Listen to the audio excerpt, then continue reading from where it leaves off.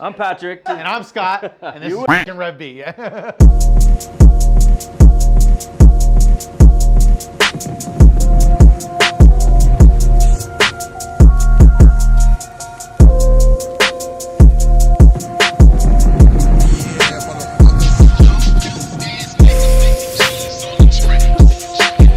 What's up, guys, and welcome back to the YouTube channel. I'm at one of my favorite places in Phoenix, Arizona. We're at RevB Chassis with the man Scott.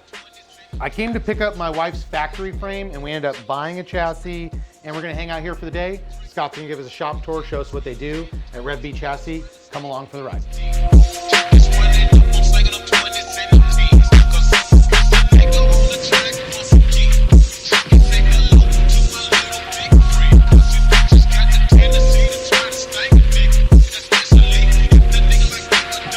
All right, so Scott's gonna take us through the process of when you guys order a chassis from RevB. This is how it kind of starts, and then he's gonna work us through the whole process of finishing a chassis and at the end product of what you guys are gonna get delivered to you guys.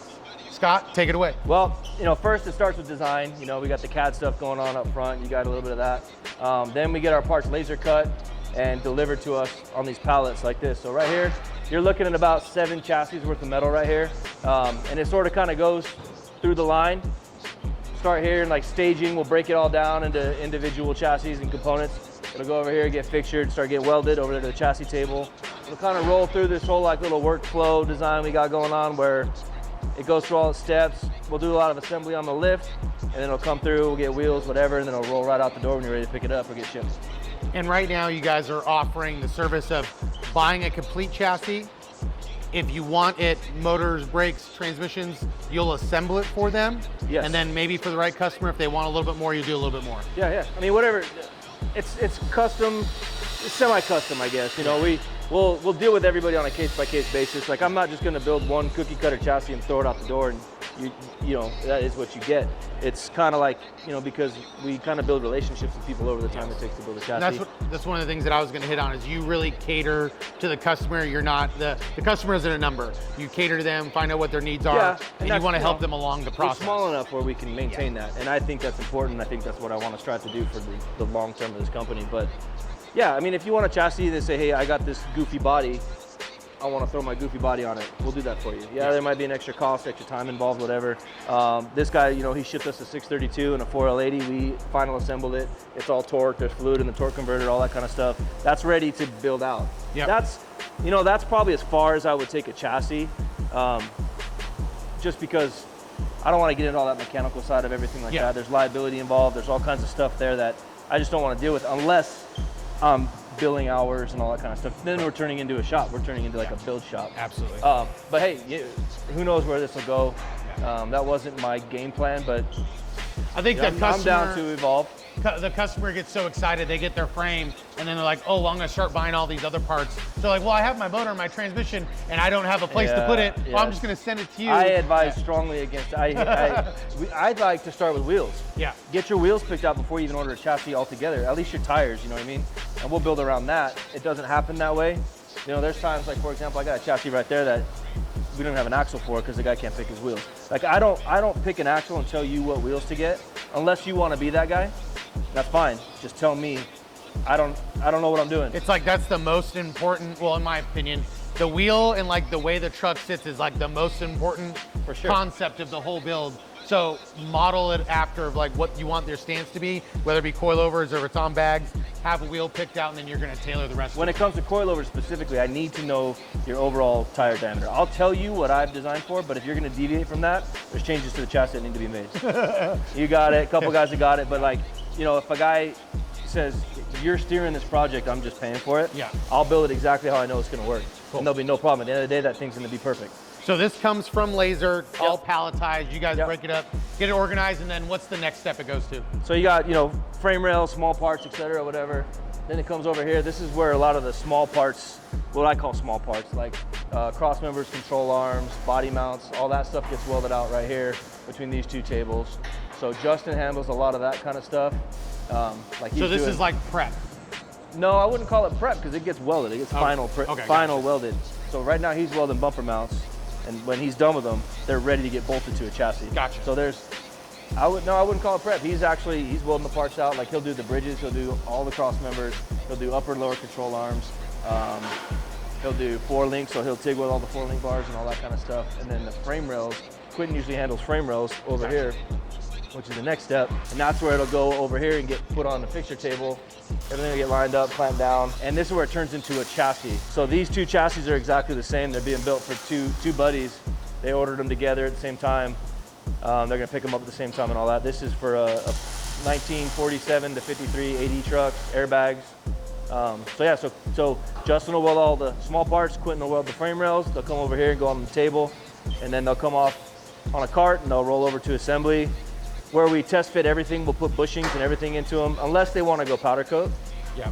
Now's the time where we'll run everything with a DA. We'll nip off any little sharp edges, anything we feel that that we don't like. If you just run your hands over, you can feel little BBs or something. We'll get those off, and then we'll go get it coated, bring it back for final assembly. We test fit everything, make sure we didn't miss anything before it gets coated, and then that's kind of the deal. We just ordered wheels for this guy. Yeah, that's kind of where this one sits.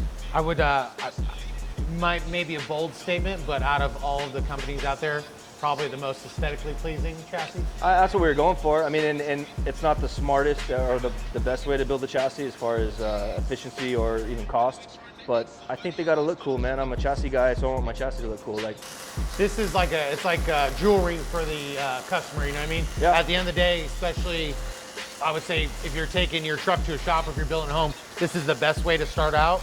And why wouldn't you want this to be the nicest part of the whole vehicle? I mean, I agree. I know you don't see them a whole lot when the trucks are built and they're finished, but at least you know what's under there, and people know. Like that's the thing now, dude. When you start talking about trucks, that's almost one of the first questions: what chassis is under it? Yeah. It used to not be that way, but now it is. So now that chassis are the main topic of conversations, I want to make sure that someone says, "Oh yeah, I've seen those. Those ones look badass. Those are good." When I talk to a customer, it's like, okay, are we doing a chassis or are we not doing a chassis? Because there's two frames of thought in my brain on how to structure the build for the customer. Absolutely. Are we starting like this or are we starting with something else? Yeah. And most of the time, when you go this route, not most time, all the time, your end product is going to be 10 times better. It's the chassis game it elevates the build. Like at the end of the day, the truck's on a whole other level. And it's just become the way that it is now, with these trucks, man.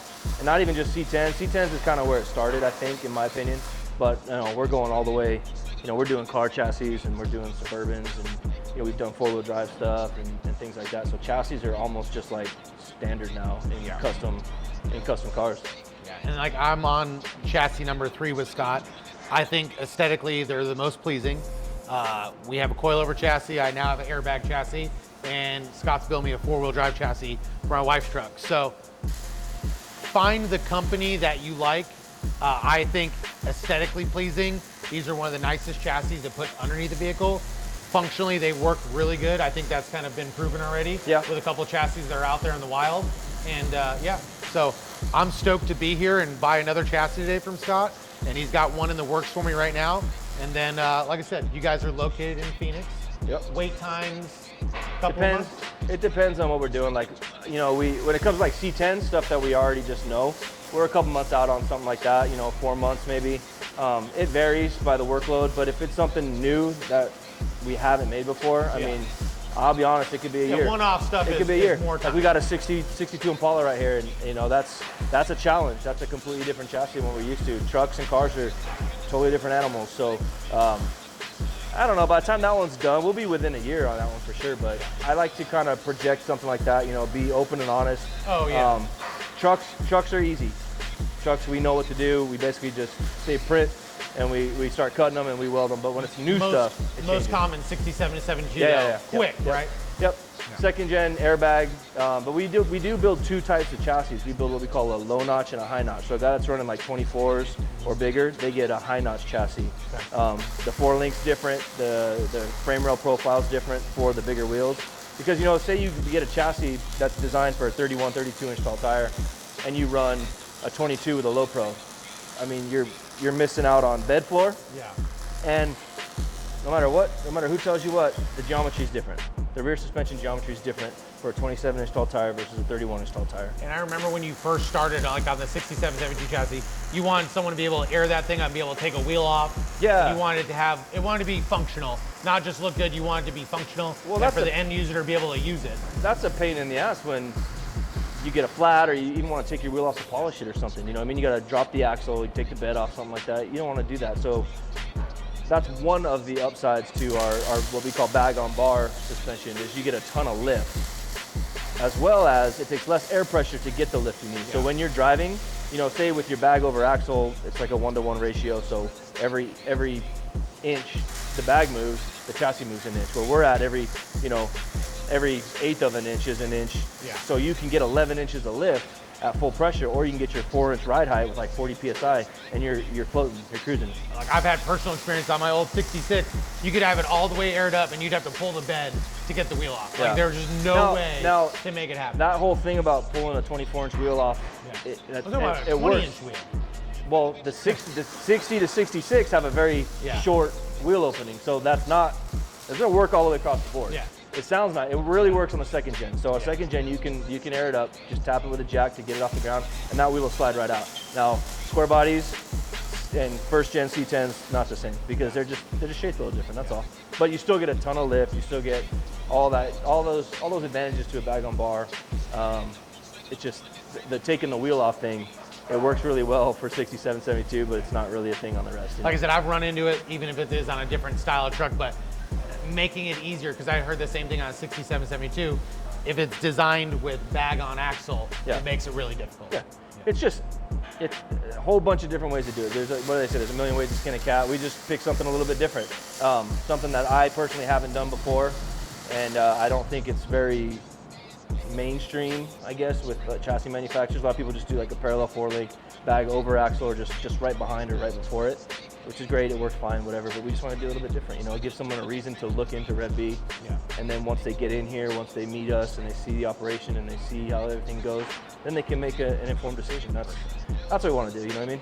Yeah, absolutely. And I think we build cool shit. I'm really proud of it. I'm happy. I got a great team, and we have a good time. And I love seeing these things come to life. I love being part of it. Almost everybody I've worked with that I've sold a chassis to is like becomes a friend of mine. Oh yeah. I mean, look at us. You know, like this is rad. We had an idea, and we had a mutual customer, and it worked out. And I'm excited for it. I want it to be done like as soon as possible. I know you want it to be done as soon as possible. I'm excited for that truck too. We're close. Like we're done with fab, and now it's like I'm waiting on the wiring to be finished, and like as soon as we can get it together and drive it, we can actually like test out. Yeah, like feedback. I want the feedback. I want the real life feedback from the builders. I want from the client. You know, not necessarily the guy that's only paying for the truck. Well, I think that's what you do best, because when I first got it, I gave feedback, and you're like, oh, absolutely, we could change all that stuff. Well, because at the end of the day, as like an installer or the shop that's building it, we want it to be, you know, perfect for our customer. Well, that's one of the perks about being relatively a small company. Yeah. Like we can do that, where we're not, you know, 40 or 50 chassis deep where a change can't be made, or we're not even listening to people because we're still selling them even if they're wrong. You know what I mean? Like they don't listen. Yes, because they don't. I don't know. It's that's why we do this. Dude. That's why RevB is RevB, and you know we're trying to build the best chassis we can build. And one-off chassis, like you were talking about, you will do as long as you can get all the correct information and you have the right customer. Right. Yeah. Right. It starts with the right client. You know what I mean? It really does. Like if you come in here and I don't care how much money you have, how cool you are, how many cars you built, who you built them with, whatever, that's great. You just got to be the right, we have to vibe. Yeah. Like we have to be able to sit down and have a conversation, and you have to trust me, and I have to trust you back that you're not going to flip in 3 months and be like, I'm pulling, it's taking too long, whatever. Like I can't deal with that. I don't want to deal with that. So we have to, like if somebody wants a chassis for something we've never even seen or heard of, we'll have a long conversation about it.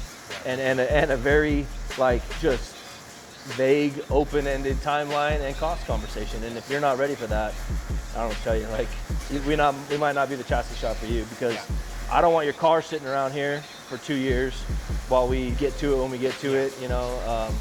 And I don't have the manpower to dedicate a one-off custom chassis and still do production to keep the lights on and keep everybody else happy too. So, you know, I gotta pick what suits the business best and suits a guy who bought a C10 chassis, it's not fair to put him in the back of the line because somebody walked in with a freaking Pantera or something, you know? So like, I want it now, and you're like, it's not gonna work that way. Yeah, but I'd love the opportunity to do stuff like that. But yeah, it takes the right client. Like this 62 Impala right here, this guy's super cool. Like, he's been great. You know, we've had his car a while. We've had it up in the air. We've taken it apart. We put it back together. We've got scans. We've got all kinds of technical information off of that car, and we're gonna end up taking that car apart, putting on his new chassis, and then he's gonna come get it and finish it from there. Yeah. But it opens doors to other ones too. Like now, you know, once we finish that, a guy who needs an Impala chassis, we might be on his radar. We may not be his. I wish I would have known about this 8 months ago before I started mine. This is a whole nother animal though. Your car would not be done. Your car would not be driving today like you showed me had you done a chassis with us. But this guy's got other cars. He's got other things to do. He's fine. We communicate. We send pictures. We talk. It's all good. Same with this guy. Like this is a custom wheelbase 1 ton. Let's take a look at it. So what is this?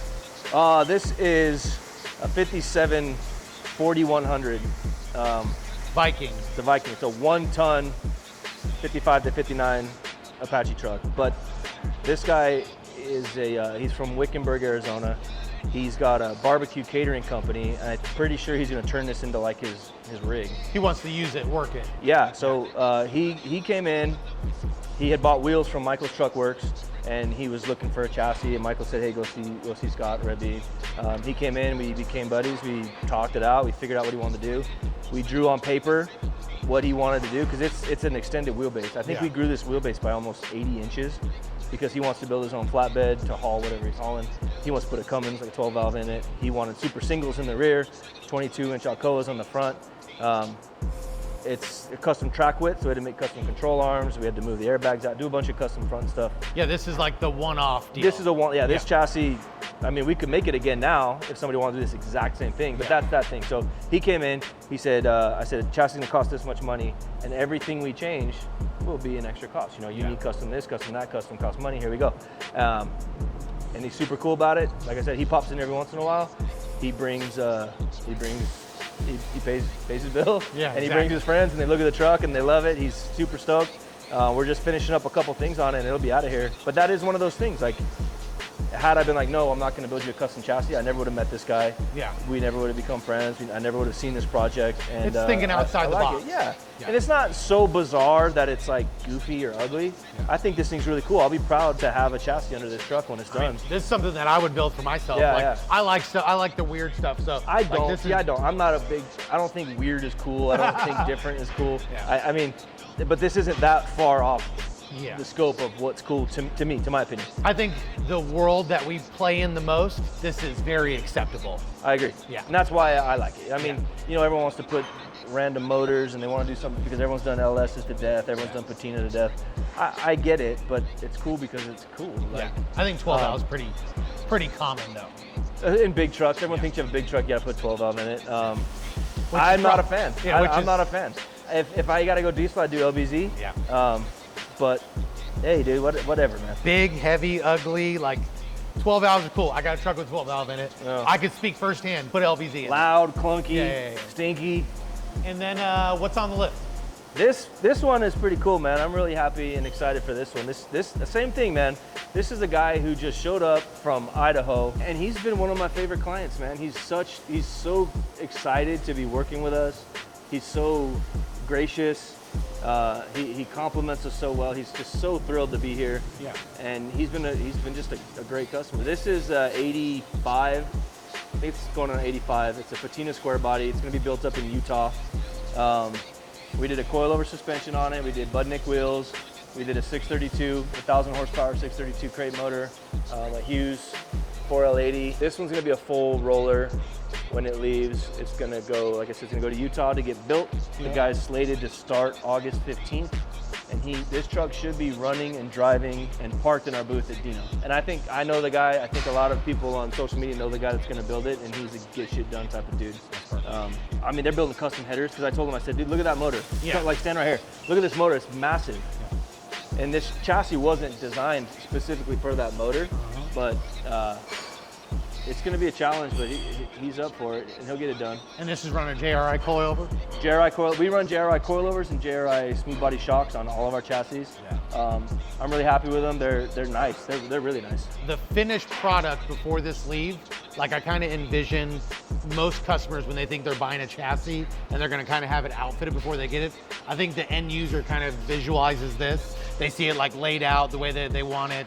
They see it with the wheels, they see it with the brakes. It's powder coated. I feel like when most people think about buying a chassis, this is kind of what they have in their head. And I want to be able to deliver that. Yeah, because I like that too. I like to see it coated, assembled. I know everything's final. That's the way it's going to be. Like it's sitting on its wheels, sitting on its tires. The brakes are there. The brakes are gapped, and that's what I like to see. So when I get the opportunity, I take it. I just gotta redesign my business model around that. Yeah, because I'm doing that for free for everybody now. Yeah, mine's changed 3 or 4 times in the last 3.5 years. It's constantly changing, and we're good about adapting with the time and really doing what the customer wants in the right scale of things. You know what I mean? Sure. If you have the right customer. Sure. Yeah. And like I said before, man, if you feel them out, if the vibes are right, and this is your guy, then go the extra mile, because we interview you as a customer. Trust me, we do. Yeah, absolutely. We have that sixth sense. Yeah. And after doing it for so long, I'm like, okay, this guy's full of shit. This guy's legit. It's good. You know, it's one or the other. For sure. And luckily, I deal with a lot of really good people, not too many full of shit guys. You know what I mean? Yeah, I've got great customers.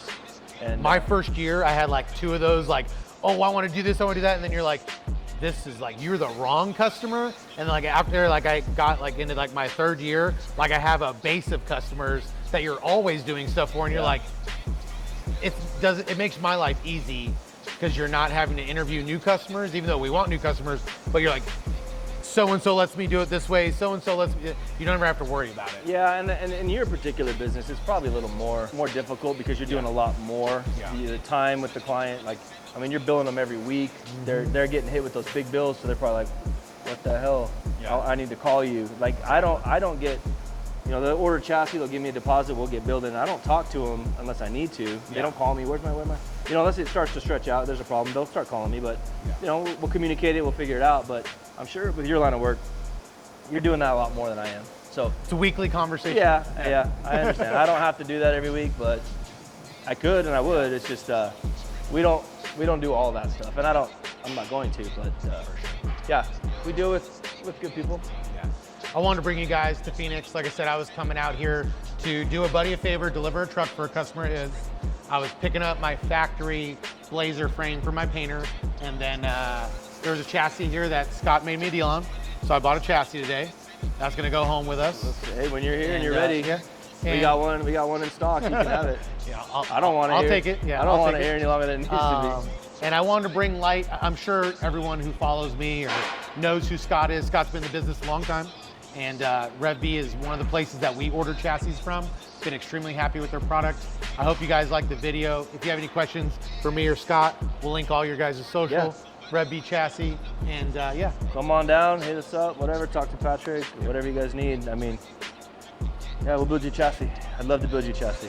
All right, later guys.